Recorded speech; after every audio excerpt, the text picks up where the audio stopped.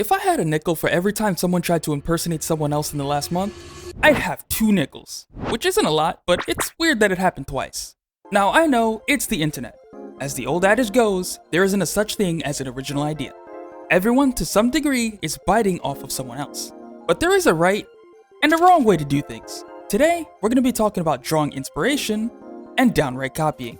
Now, what we're going to talk about today has to do with the VTuber smollola. Smollola. Smollola. Not that one, this one. Not sure who that first loser is. She's been recently catching some heat for taking a bit too much inspiration from Shylily. And to be honest, yeah, I don't think you're dodging the allegations. I'm not one to assume the worst in people, so of course, I just assume despite this much similarity between the two that maybe they just drew inspiration and wanted to set their own mark. This isn't really that uncommon in the VTuber industry. You see a VTuber you like, maybe take a couple of their traits and add your own spin onto it. The good old Ludwig, yoink and twist.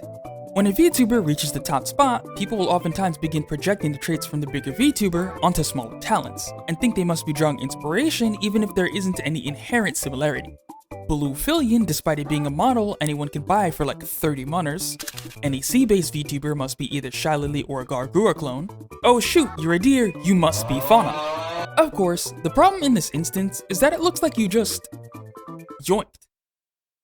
Where's the twist? You've got some people on Twix going as far as breaking down the silhouette of the model, showing all of the similarities between Lola and Lily. And looking at these, it's really hard to say how this isn't a copy-paste, minus a few accessory and color changes. If this wasn't blatant enough, understand this went even deeper. This is not her first, but her second time being accused of ripping her off. Her original dolphin model looked like this, where her normal voice is English accented. Her re-debut comes off like this. Hello. I heard you like VTubers. Her first model, she argued she had never heard of Shylily, which has some plausible deniability. But once you re-debut and you start sounding just like them, it becomes a lot harder to believe. So I don't blame anyone looking at her sideways because it's pretty cut and dry at this point. Lily has responded to this, saying she wants to avoid the drama wholesale because community outreach pretty much forced her response. She seems like she isn't making any sort of a decision on the matter because she wants to avoid being, in her own words, the big bad wolf. Now, there is some merit to this. You see, there are some out there that think this is a meta-level grift on Lola's part in order to garner some attention to herself. I don't really buy it, at least to that level. There are some who showed some boosted numbers when she did this the first time, but outrage attention like this is only temporary. I can't audit a potential decline myself because she privated all of her socials, but if she had to do it again, I can imagine it was specifically to garner attention to a re-debut. The only thing stopping me from believing this is because debuting in the VTuber space is ridiculously expensive. Shylily, according to her, cost her like $8,000 for her current. I don't think this person has that sort of cash to put into a model. If I was her, being that both models are already similar, just copy the rigging from model A to model B with the art trace over. All you would need at that point is someone else to redraw a few assets for like $70 max, assuming she did not do that herself. That's the only way I can see that happening, unless you're Richie Rich and daddy's allowance allows you to blow $600 for some internet fame. Now, consider Shylily's options here. She's got 2. 1, she copy strikes the person or calls them out, giving them the attention they want. Now suddenly, it's also a helpless little creator getting bullied by a millionaire, woe is me. Instant following of people feeling bad.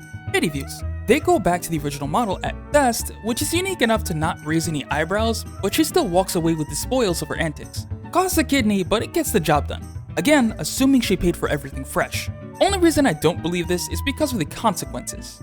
All you will ever be known for, provided it works, is just a doppelganger. You're not your own person, you're just living in the shadow of someone else, until she inevitably rebrands into something more unique.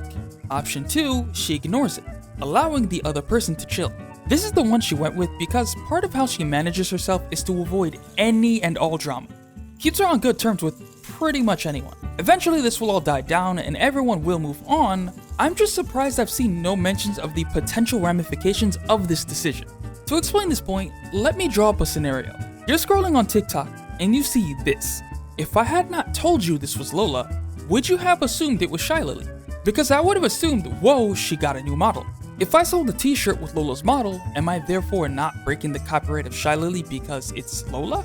Remember, there is a reason Disney will break your legs if they catch you with Steamboat Willie. It's more about branding and trademark recognition. All it takes is for Lola to have a clip going viral dropping gamer words. Though in any instance, it's obviously why Lola went the full way. To someone who didn't know this happened, ergo the overwhelming majority of the internet, they see a TikTok or a tweet and immediately hit like on the shylily clip. She reaps all of the benefits of being shylily without actually having to put as much effort, instead preying on the familiarity.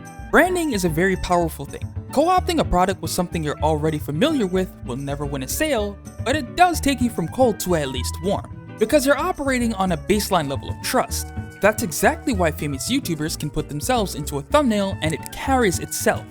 But anyway, those are my thoughts on the matter. Self-chill, like and sub. Bye bye, mahalo.